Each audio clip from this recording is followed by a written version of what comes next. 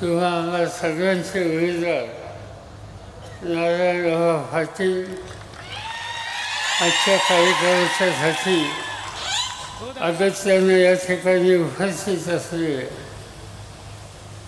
नरहरराव अहिल्याबाई होळकर यांच्या कुटुंबाचे वारसदार भूषणसिंग होळकर, रवी पाटील, सविताराजे भोसले, सुवर्णाताई शिवखोरे, संतोष वारे, वैभवराजे जगताप, सौराजे जगताप, संजय पाटील घासेकर, सुभाष भुळे, शहाजीराव देशमुख, इरफानशेख तांबोळी, श्री सावंत, जयानंद वागर, नवनाथ झोळ, अतुल पाटील, नलिनीताई जाधव, व्यासपीठावर बसलेले बाकी सगळे सहकारी आणि हजारोच्या संख्येनं भर सकाळी आजचा दिवस एक मोठी लग्नाची चीज आहे. त्याची तुम्ही सगळ्यांनी हा निकाल घेतला दिसतोय की आधी लग्न कोंडाण्याचं आणि त्याच्यानंतरचं बाकीचं. आणि म्हणून उपस्थित बंद भगिनी, विधानसभेच्या निवडणुकीच्या निमित्तानं आज आपण या ठिकाणी उपस्थित आहोत. 6 महिन्याच्या पूर्वी, 8 महिन्याच्या पूर्वी लोकसभेची निवडणूक झाली. तुम्ही तुमचं काम उत्तम केलं. धैर्यशील मोहित्यांना फारलं निधी पाठवलं.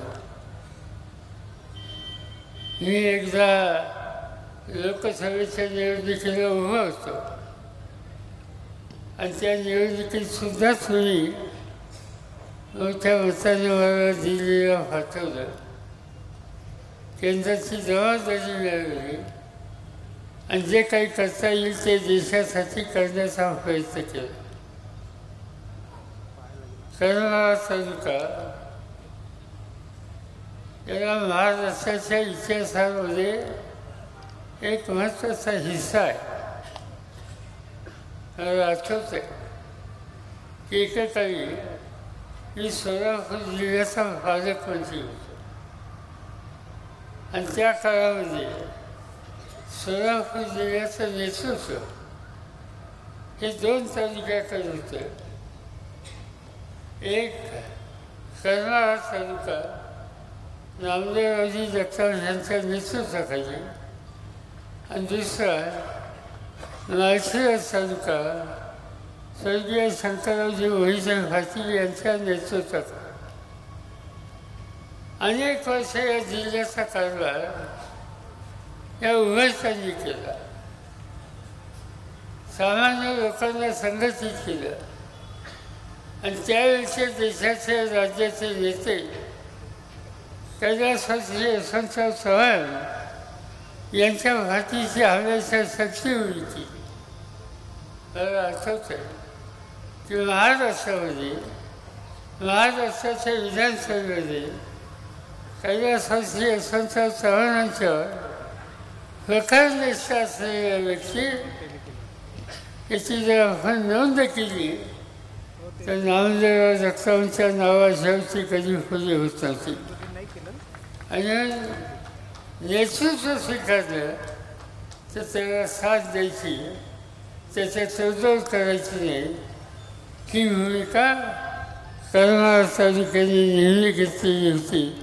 आणि त्यामुळे इथं कधी यायचं झालं तेव्हा नामदेवरावांची आठवण पहिल्यांदा होते की ज्यांनी या जिल्ह्याचं नेतृत्व केलं, जिल्हा परिषद अध्यक्षपद सांभाळलं आणि इथल्या प्रगतीच्यासाठी अखंड भावनानं प्रयत्नाची पराकाष्ठा केली.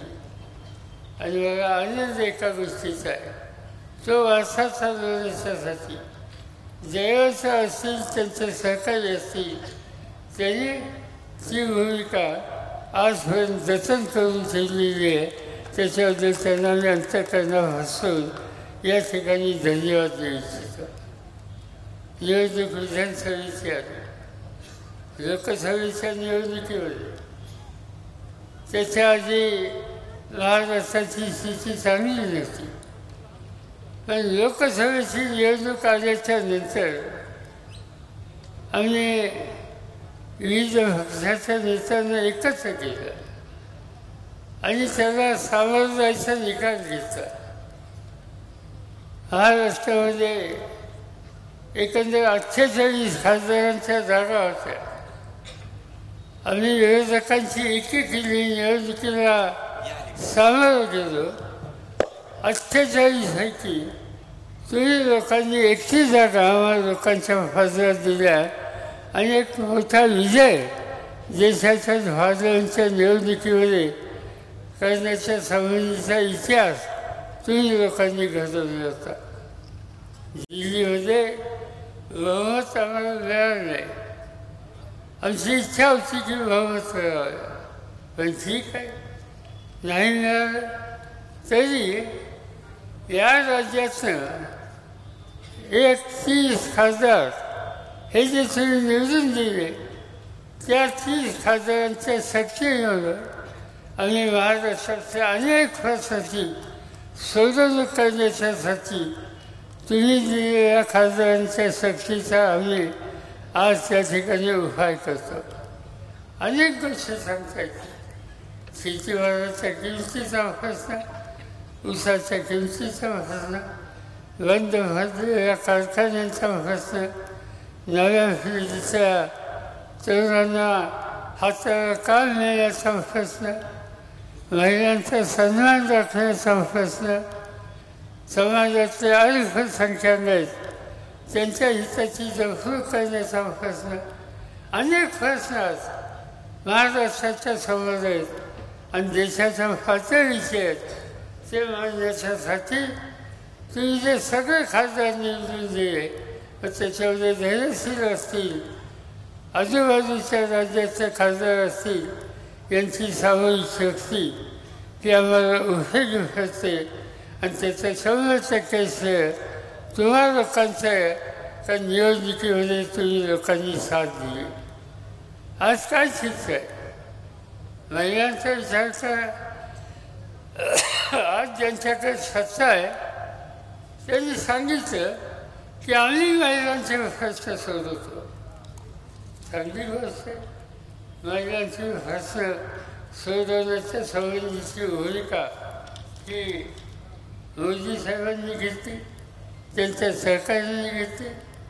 महाराष्ट्र सरकारने जाहीर केलं की आम्ही महिलांना दर महिन्याला 1500 रुपये देणार आणि लेक माझी लाडकी नावाची योजना करणार.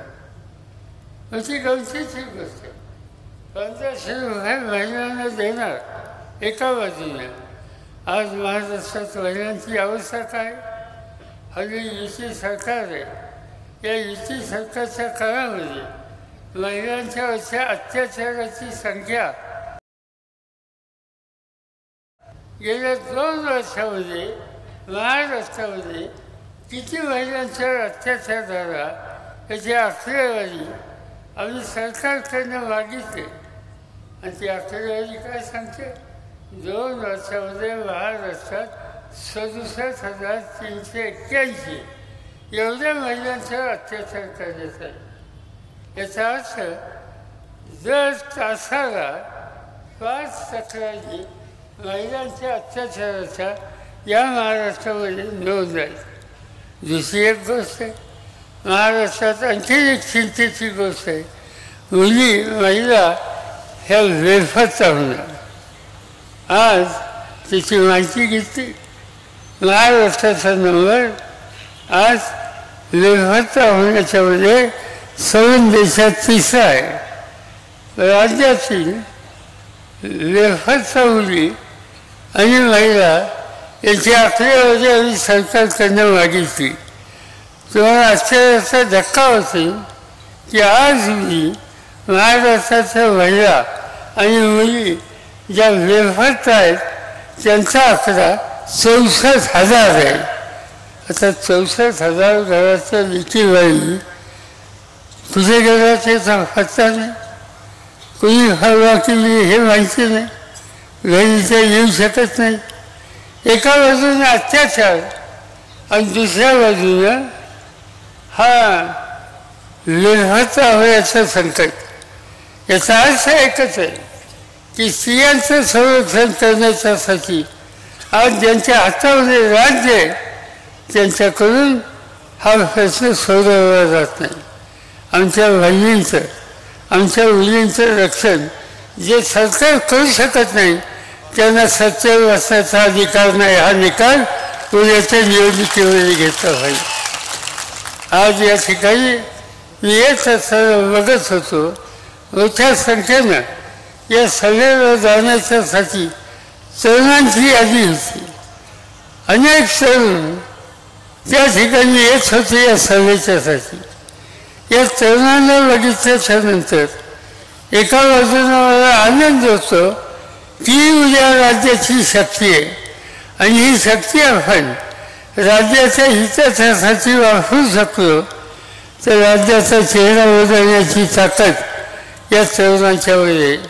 पण दुसऱ्या बाजूला मला चिंता अशी वाटते की आमच्याकडे तरुण आहेत, शाळा काढल्या, कॉलेजेस काढली, या शहरामध्ये यशवंतराव चव्हाणांच्या नावानं महाविद्यालय चालू आहे, तिथून विद्यार्थी शिकतात, सगळ्या महाराष्ट्रात सुविधा दिल्या आहेत आणि त्याचा परिणाम आज मुलांची शिक्षित मुलांची संख्या ही महाराष्ट्रात वाढलेली आहे।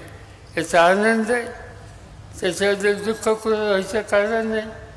पण शेवटी एवढ्या मोठ्या प्रमाणावर मुलं शिकली त्यांची अपेक्षा एक असते, काम करायचा अधिकार द्या, नोकरी द्या।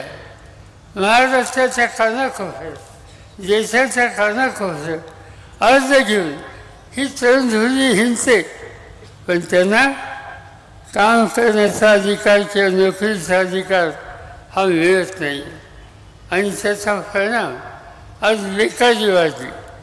आज आमच्याकडे माहिती अशी आहे की राज्यामध्ये उद्योग विभाग आणि रोजगार विभाग हे दोन विभाग आहेत सरकारचे आणि या दोन विभागाकडं 62 लाख तरुणांनी नोकरीच्यासाठी नोंद केलेली आहे।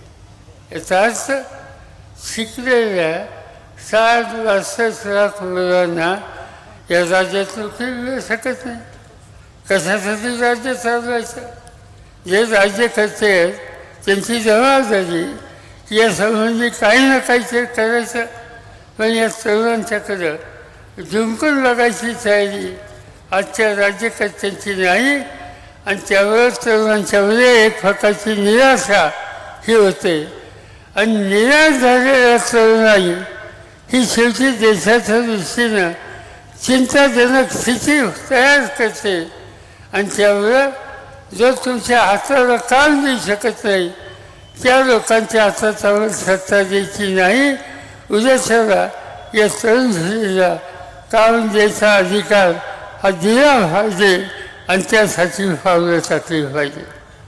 तिसरा वर्ग अतिशय महत्त्वाचा आहे आणि तो तुम्हा लोकांचा आहे, शेतकरी समाज। आज काय चित्र दिसतंय? आज चित्र असं दिसतंय की शेतकऱ्यांच्यामध्ये आत्महत्या वाढल्या। किती आमच्या वाढल्या? मध्यंतरी आम्ही माहिती घ्यायचा प्रयत्न केला। आज गेल्या 2 वर्षामध्ये महाराष्ट्रामध्ये 20,000पेक्षा जास्त शेतकऱ्यांनी आत्महत्या केल्या, जीव दिला। जीव देणं काही साधी गोष्ट, घर उद्ध्वस्त होतं, अनेक संकटं घरी येतात। हे असताना सुद्धा शेतकरी जीव देतो, कशामुळे? त्याचं कारण असं खोलावलं गेल्यानंतर कळतं। यवतमाळ जिल्ह्यामध्ये एकाने जीव दिला, शेतकरी कुटुंबात होता। मी चौकशी करायला मुद्दाम यवतमाळला गेलो। ज्याच्या घरात जीव दिला होता त्याच्या घरची चौकशी केली। त्याची बायको होती, एक मुलगा होता, एक मुलगी होती।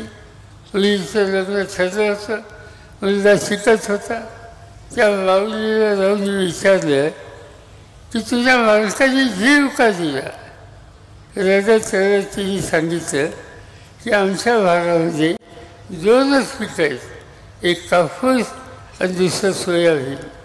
कापूस आणि सोयाबीनसाठी माझ्या बालकांनी सारखं क्षेत्र बाजूला काढलं. त्यासाठी मी बियाणं आणलं, खतं औषधं आणली, त्यासाठी बँकेचं कर्ज काढलं आणि सोन्यासारखं पीक आलं. अतिवृष्टी झाली, सगळं पीक नष्ट झालं. पीक नष्ट झालं, डोक्यावरचं कर्ज डोक्यावर तसंच राहिलं. दुसऱ्या वर्षी बालकांनी बँक पैसे देत नव्हती, कारण तो थकबाकीदार झाला. सोसायटी पैसे देत नव्हते, त्याचं कारण थकबाकी. त्यांनी काय करावं, तो खाजगी सावकाराकडे गेला आणि सावकाराकडनं कर्ज घेतलं. पुन्हा 6 एकराचं क्षेत्र लावलं आणि परिणाम काय झालं, सोन्यासारखं पीक आलं आणि कपाशीवर राड्या नावाचा रोग पडतो, तो रोग पडला आणि सगळं पीक उचलत झालं. त्याचंही ओझं जे होतं सावकाराच्याकडनं घेतलेलं ते दुसऱ्यावर तसंच राहिलं. 2 कर्ज फेडायची ऐकत नाही, थकबाकीदार म्हणून कर्ज नाही मिळत नाही, भांडवली गुंतवणूक करायची ताकद नाही. आणि असे दिवस चालले.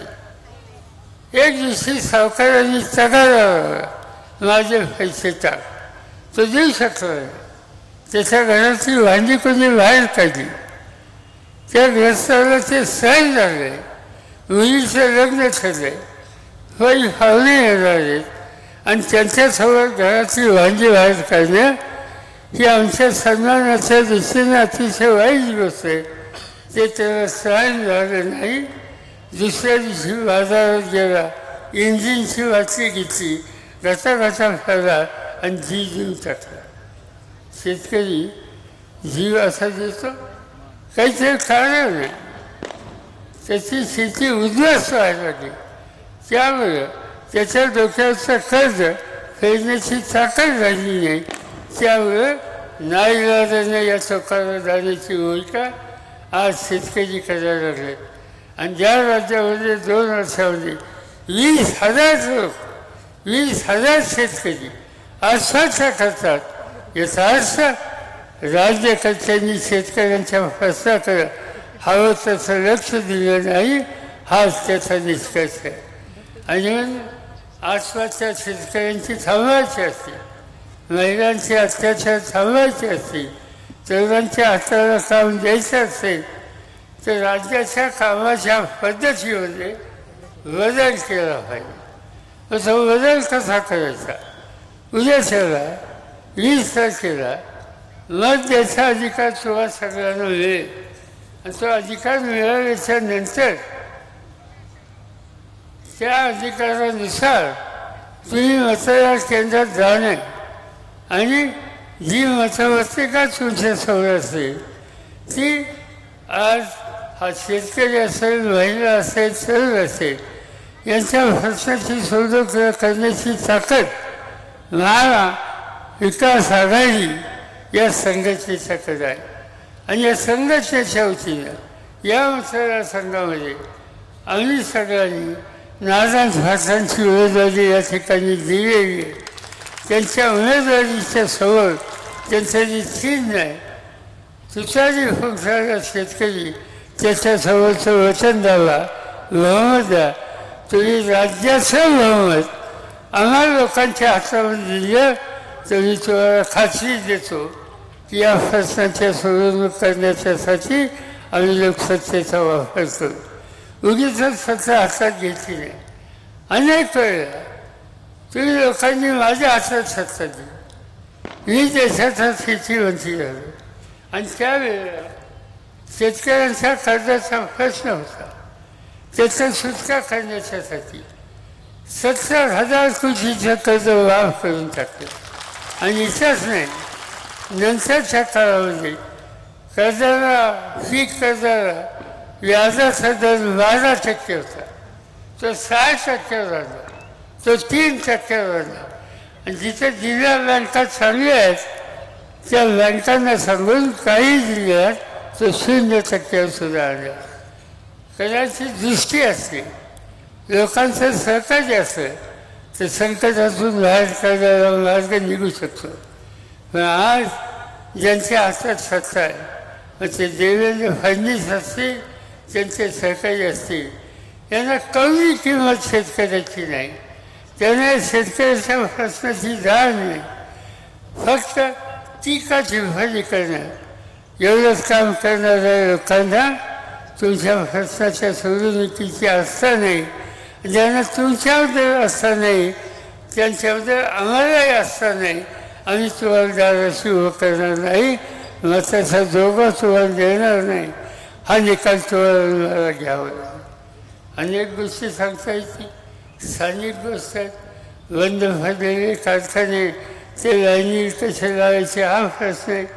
कुर्दुदरी लेन ओढ्यातून पाणी सोडणं आणि सीना नदीवर बॅरेज उभारणं ही काम आहे. आमच्या आधी आज इथे जे आमदार आहेत, शेजारचे जे आमदार आहेत, त्यांना अनेक वर्ष आम्ही लोकांनी मदत केली, लोकांच्या प्रश्न सोडू असा शब्द दिला, प्रामाणिकपणानं संघटनेबरोबर राहू असं सांगितलं गेलं. पण आज कुठं गायब झालीच कळत नाही.